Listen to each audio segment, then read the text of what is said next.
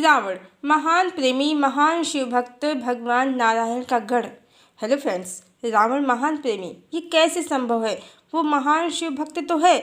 उसने भगवान शिव की स्तुति में जो रचनाएं लिखी हैं वो उसकी विद्वता और उसकी शिव भक्ति का स्पष्ट प्रमाण है। आज जो समाज में दुराचारी, बलात्कारी, पापाचारी घूम रहे हैं उनकी रावण से तुलना व्यर्थ है। जहाँ बहुत सी पौराणिक कहानियों में उसे नीच असुर की तरह दिखाया गया है, तो वहीं दक्षिण भारत की रामायण में उसका महिमा मंडन भी हुआ है। विशेषकर कंबन रामायण में उसे बहुत ही गुणवान राजपुरुष की तरह दिखाया गया है। और रावण का जो पूर्व जन्म है वो एक धर्मपरायण राजा का ही है, जिसका नाम भानु प्रताप या प्रताप भानु है, जो श्रापवश ही अपने नए जन्म में रावण बना है। और पौराणिक कहानियों के अनुसार रावण और कुंभकर्ण दोनों भगवान विष्णु के पार्षद जय और विजय है, जो सनत कुमारों के श्राप के कारण ही राक्षस योनि में जन्म लेते हैं। ये कथाएं, ये कहानियाँ तो रावण को वैकुंठवासी ही बताती हैं। फिर रावण समाज में आरोपी, अपराधी और पापी क्यों समझा जाता है? मात्र इसीलिए क्योंकि उसने देवी सीता, जो भगवान राम की प्राण प्रिया थी, उनको अपनी पत्नी बनाना चाहा। पर स्त्री की कामना ही रावण को पापी बनाती है। बाकी रावण की लंका में भी देवी सीता पूर्णतया सुरक्षित थीं। और कंबन रामायण में तो प्रसंग भी आता है कि जब भगवान राम ने लंका विजय के लिए जो यज्ञ किया, अनुष्ठान किया, तो उस यज्ञ का पुरोहित भगवान ने रावण को ही बनाया। और रावण ने देवी सीता को भगवान राम के वामांग बैठने के लिए उस अनुष्ठान हेतु, उस यज्ञ हेतु एक नियत समय के लिए भगवान राम को दे भी दिया था। और यज्ञ की दक्षिणा में उसने भगवान से कहा था कि आप तो वनवासी हैं, आपके पास मुझे देने को कुछ नहीं है। यदि आप मुझे कुछ देना ही चाहते हैं तो वचन दें कि मेरी मृत्यु के समय आप मेरे समक्ष होंगे। मैं आपको देखकर ही उस लोक को प्रस्थान करूं। ये तो रावण का चरित्र है। आइए अब जानते हैं कि रावण महान प्रेमी क्यों है, और रावण और कृष्ण और सुप्रखा इनमें अंतर क्या है। राम और सीता तो परमात्मा की एक ही परम ज्योति के दो रूप हैं, शिव और शक्ति के, पुरुष और नारी के। राम को सीता के अतिरिक्त कुछ प्रिय नहीं हो सकता, और सीता को राम के अतिरिक्त कोई दूसरा प्यारा नहीं हो सकता है। ये तो निश्चित है। विधाता ने स्वयं ही स्वयं को स्वयं की स्त्री बनाया है देवी सीता के रूप में। देवी सीता भगवान राम का स्त्री रूप है। अब सुप्रखा और रावण में क्या विशेष अंतर है? यही कि सुप्रखा का मन स्थिर नहीं है। वो कभी राम के पीछे भागती है, कभी लक्ष्मण के पीछे। दोनों को बारी बारी से प्रेम प्रस्ताव देती है। और कहानियाँ तो ये भी सुनने को मिलती हैं राम कथा में कि उसने भगवान से कहा, तुम्हें देखकर मेरा मन थोड़ा थोड़ा मान गया है। और भगवान ने मनी मन कहा, बड़ी विचित्र है सुप्रखा, हमें देखकर इसका मन थोड़ा थोड़ा मान गया है। कोई हमसे अच्छा मिलेगा तो मन उधर भी चला जाएगा। ये सुप्रखा का चरित्र है। पर रावण सुप्रखा से विपरीत है। उसके हृदय में जो देवी सीता समा गई हैं, तो फिर वो निकली नहीं है। और इसी कारण द्वापर में जब वो रायन या अयन के नाम से जन्मा, तो देवी राधा उसे पत्नी रूप में प्राप्त भी हो गई। कारण भगवान के हाथों उसकी मृत्यु हुई त्रेता में, पर देवी सीता को प्राप्त करने की उसकी कामना मरते मरते भी उसके मन मस्तिष्क से निकली नहीं थी। और इस कलिकाल में भी जब भगवान का अंतिम अवतार हुआ है कलिकाल की समाप्ति के लिए, तो त्रेता और द्वापर की अधूरी कहानी को पूर्णता प्रदान करने के लिए ही इस बार द्वापर की कहानी दोहराई गई है परमात्मा के द्वारा। और उसने अपनी आसक्ति के कारण देवी को पुनः प्राप्त कर लिया है। इसमें तंत्र मंत्र, जादू टोने का कोई हाथ नहीं है, मात्र उसकी आसक्ति ही इसका कारण है। अब कृष्ण और रावण में क्या अंतर है? सब कहते हैं कि भगवान श्री कृष्ण प्रेम अवतार हैं। वो हर उस नारी से विवाह कर लेते हैं जो उनसे विवाह करना चाहती है, और इसीलिए भगवान की द्वारिका में हजारों स्त्रियां हैं। इसका कारण हम पहले ही बता चुके हैं कई पुराने वीडियोस में कि ये सभी श्री कृष्ण की रानियाँ त्रेता युग की भगवान राम के रूप और देह पर आसक्त जीवात्माएं मात्र थीं, जिनकी इच्छा पूर्ण करने के लिए परमात्मा को द्वापर में ऐसी कथा रचनी पड़ी। जब भगवान को देवी राधा से प्रेम तो हुआ, पर वो परिस्थितियों वश उन्हें प्राप्त नहीं हो पाई। और कालांतर में भगवान ने द्वारिका नगरी बसाने के बाद इन सभी स्त्रियों से बारी बारी से विवाह किए, पर अवैधिक रीति से, युद्ध और विवाद के माध्यम से। कारण जो कहानी में देवी राधा से श्री कृष्ण का विवाह हो जाता तो इनकी इच्छा, इन जीवात्माओं की इच्छा पूर्ण नहीं हो पाती श्री कृष्ण को प्राप्त करने की। कारण देवी राधा सीता है, जिनके परिसूत्र में बंधने पर भगवान का दूसरा विवाह संभव ही नहीं है। इस तरह श्री कृष्ण ने प्रिया से अथाह विरह वेदना को सहकर इन सब की इच्छा पूर्ण कर दी है। पर यहीं पर रावण और श्री कृष्ण में एक बड़ा अंतर है।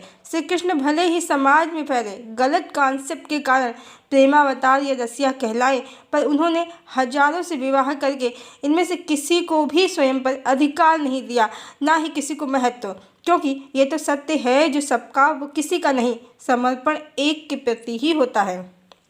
और रावण, उसने आसक्ति ही सही, मात्र देवी को ही समर्पण दिया। उनके रूप और गुणों पर वो ऐसा मोहित हुआ कि देवी के अतिरिक्त उसे कोई दूसरा भाता ही नहीं। जहाँ श्री कृष्ण ने हजारों की भीड़ की द्वारिका में, वहीं रायन के जीवन में देवी राधा के अतिरिक्त कोई दूसरी कभी नहीं आई। और इस जन्म में भी रावण का यही हाल है, जगदम्बिका के अतिरिक्त उसे कोई दूसरी स्त्री भाती ही नहीं है। इस तरह श्री कृष्ण ने हजारों विवाह किए, पर हृदय देवी राधा को ही दिया।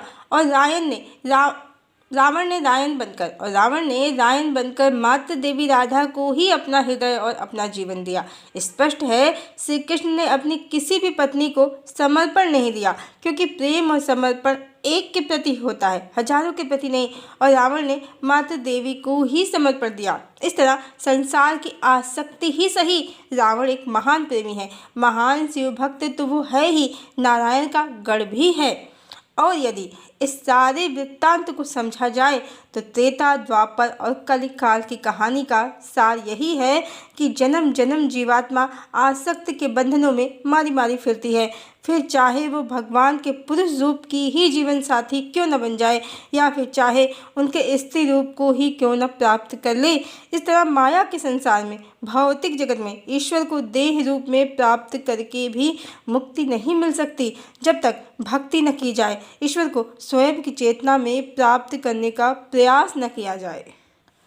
और यदि रावण की श्री कृष्ण की पत्नियों की कहानी को अंतर्दृष्टि से समझा जाए तो इसमें ही चारों युगों का खेल छुपा है। जैसे कलिकाल में रावण ने देवी वैष्णवी को प्राप्त कर लिया है अपनी आसक्ति के कारण, जो इस युगांत के साथ ही प्रकट हो जाएगा और भगवान देवी को लेकर पुनः बैकुंठ लौट जाएंगे, जिससे जन्म जन्म जन्मांतर इच्छा, आसक्ति, पुनर्जन्म और परमात्मा का देवी से सत्य संबंध, संसार का मिथ्या होना, ये सब रहस्य पुनः प्रतिष्ठित हो जाएंगे। पर जैसा कि भगवान ने श्रीमद् भगवद गीता में भी अर्जुन से कहा है कि तेरे और मेरे हजारों जन्म हो चुके हैं जो मुझे ज्ञात हैं, पर तुझे स्मरण नहीं है, तो रावण का इससे पहले भी कई बार जन्म हो चुका है और उसके पाप कर्मों के क्षय और पुण्य कर्मों से उत्पन्न फल के प्रभाव से अब जाकर उसे जगदम्बिका का हजारों जन्मों के बाद साथ मिल पाया है। परमात्मा को पाने के लिए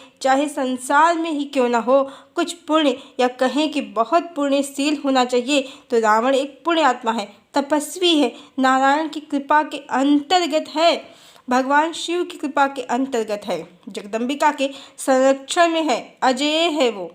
और इसी तरह किसी जन्म में, किसी कलिकाल में वो जगदम्बिका को प्राप्त कर लेता है, उनके रूप गुण पर मोहित हो जाता है। और यही आसक्ति किसी जन्म में, किसी त्रेता युग में उससे सीता हरण का पाप भी करवाती है और वो भगवान के हाथों मारा जाता है।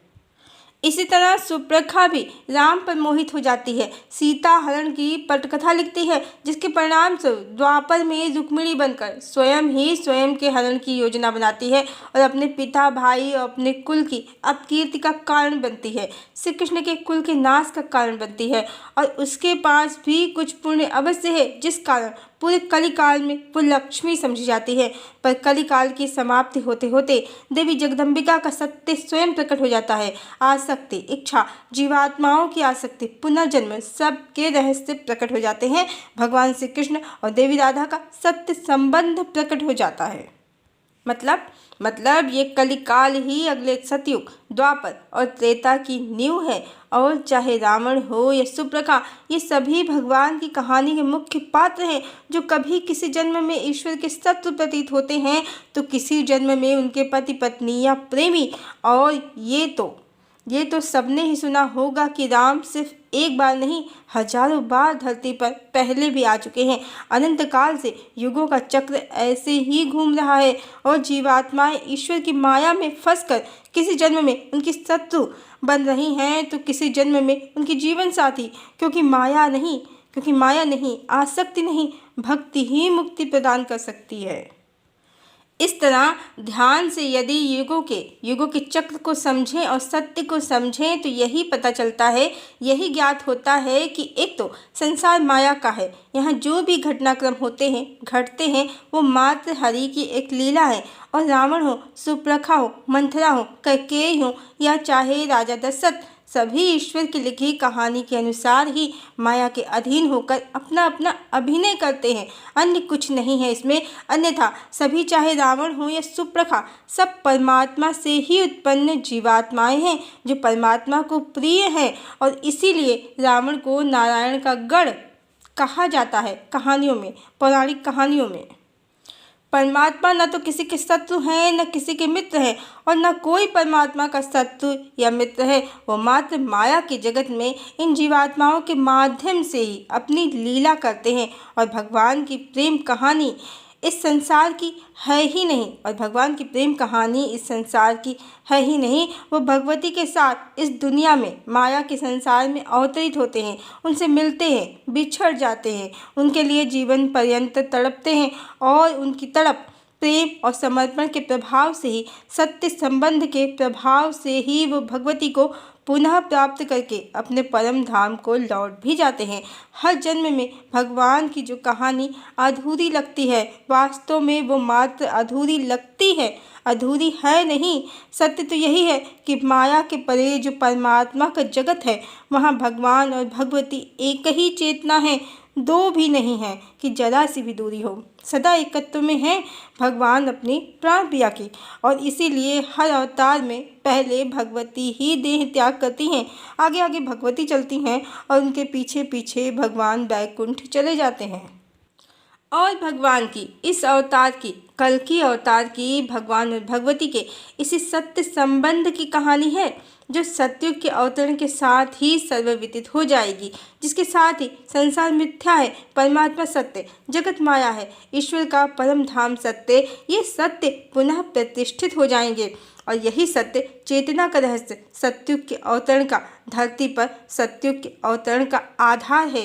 बिना चेतना के सत्य को समझे, जगत की निस्सारता को समझे, सत्य को प्राप्त नहीं किया जा सकता। इस तरह रावण तो महान प्रेमी है ही, पर माया की जगत में फंसा हुआ। और भगवान और भगवती की प्रेम कहानी चेतना के सत्य संबंध की कहानी है, जिसे किसी और वीडियो में हम विस्तार से बताएंगे। आज के लिए बस इतना ही। हरि ओम।